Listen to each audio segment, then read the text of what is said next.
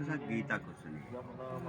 भगवान गीता में कहते हैं, हे अर्जुन, अनन्य चेताः सततम, अनन्य चेताः सततम, यो माम स्मरति नित्य सह, तेषाम सुलभः पार्थ नित्य योगिस योगिन। हे अर्जुन, अनन्य चेताः सततम, जो हमेशा मेरा सतत चिंतन करता है। अनन्य चेता सततम, यो माम स्मरत नित्यसः, जो मेरा नित्यसः स्मरण करता है। तेषाम सुलभ पार्थ, हे पार्थ, उसके लिए मैं सुलभ हो जाता हूँ। कैसे सुलभ हो जाता हूँ और क्यों करता है? भगवान ने कहा कि देखो, जीवन का मूल उद्देश्य है क्या? बहु नाम जन्मना अंते, बहुत जन्मों के अंत में ज्ञानवान प्रपद्यते, वासुदेव सर्वमिति स महात्मा सुदुर्लभ है। जब ये बात पक्की हो जाती है कि भगवान के अलावा और कोई नहीं है, तो आदमी तब भगवान का नित्य स्मरण करता है। तब 9वें अध्याय में भगवान कहते हैं, एक काम करो, क्या? मन मना मद भक्तो मद्याजी माम नमस्कुरु, माम ऐसे नित्य नित्य आत्मा परायण। तुम मन मुझ में लगा दो, बुद्धि मुझ में लगा दो और मेरे में ही तुम निवेशित हो जाओ। तुमको कोई चिंता नहीं, तुम्हारा मैं सब करूँगा। 9वें अध्याय एक एक श्लोक बोला, ध्यान सुनना, मस्ती में। 10वें अध्याय में भगवान ने कहा, एक श्लोक खाली सुनो ध्यान से, सुन ले भैया। क्या निर्णय दिया? सब भगवान कृष्ण बोलने जा रहे। 10वें अध्याय में, एक काम और करो, मच्चितः मदगत प्राणा बोधयन्तः परस्परम कथयन्तश्च माम नित्यम तुष्यन्ति च रमन्ति च। मच्चितः, मुझे मेरे में चित्त लगा दो। अभी मनमना मद भक्तों कहा, अभी कहा कि एवं सत्यम एवं सततय नित्युक्त, माने मन को और बुद्धि को कहा।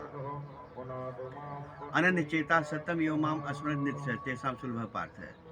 अब कह रहे हैं कि मुझ में चित्त को लगा दो, मत चित्त मतगत प्राणा, और मुझ में तुम अर्पण हो जाओ, समर्पित हो जाओ। बोधयन्तः परस्परम, और आपस में आमने सामने बैठ करके भगवान की चर्चा की कथा सुनते सुनते बोधवान हो जाओ। बोधवान माने ज्ञान हो जाए कि पक्का पक्का भगवान है। मच्चितः मदगत प्राणा बोधयन्तः परस्पर कथयन्तश्च माम नित्यम, नित्य मेरी चर्चा करो। तुष्यन्ति च रमन्ति च, और संतुष्ट रहो, उसी में रमण करो। तब मैं क्या करूँगा जानते हो? अर्जुन ने कहा, क्या करोगे प्रभु? तेषाम सतत युक्तानाम भजताम प्रीति पूर्वकम, तेषाम सतत युक्तानाम भजताम प्रीति पूर्वकम। देखो नारायण, ध्यान समझो। भगवान कहते हैं तेषाम नित्य युक्ता, जो नित्य युक्त मेरे साथ जुड़ा हुआ है। और कैसे जुड़ा है? प्रीति पूर्वक, प्रेम पूर्वक जो जुड़ा हुआ है। तेषाम सतत युक्तानाम भजताम प्रीति पूर्वकम, प्रीति पूर्वक जो मुझे भजता है। हे अर्जुन, ददाम बुद्धि योगम तम येन माम पान्ते, तब मैं उसको बुद्धि योग देता हूँ।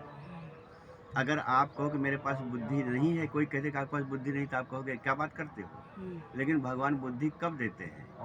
बुद्धि योग तब मिलता है जब कोई प्रीति पूर्वक नित्य भगवान के चरणों में अपना चित्त लगा देता है, तब मिलता है। 10वें अध्याय में कहा, तब भगवान ने 11वें अध्याय में कहा, क्या? एक काम करो अर्जुन। कहा, क्या प्रभु? 11वें अध्याय में विराट रूप जब दिखा दिया, तब मत कर्म मत परमो मद भक्त है। देखो नारायण बेबी, 3 चीज करना चाहिए और 2 चीज छोड़ना चाहिए।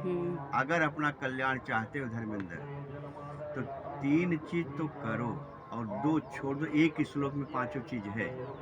क्या करो? पहले मत कर्म, मेरे लिए कर्म करो। मत कर्म मत परमो, मेरे में परायण हो जाओ। मत कर्म मत परमो मद भक्त, मेरा भक्त बन जाओ। भक्त का अर्थ कल बताया।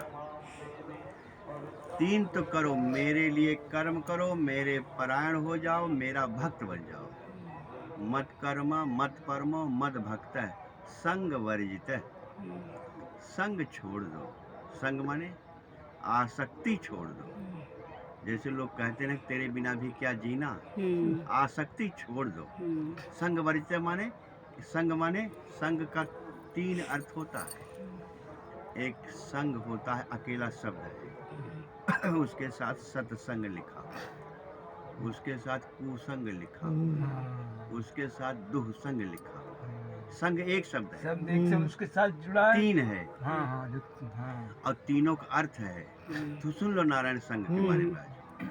क्या भगवान ने विभीषण से कहा कि बरभल बास नरक कर ताता, दुष्ट संग जन दे विधाता। दुःसंग कहा।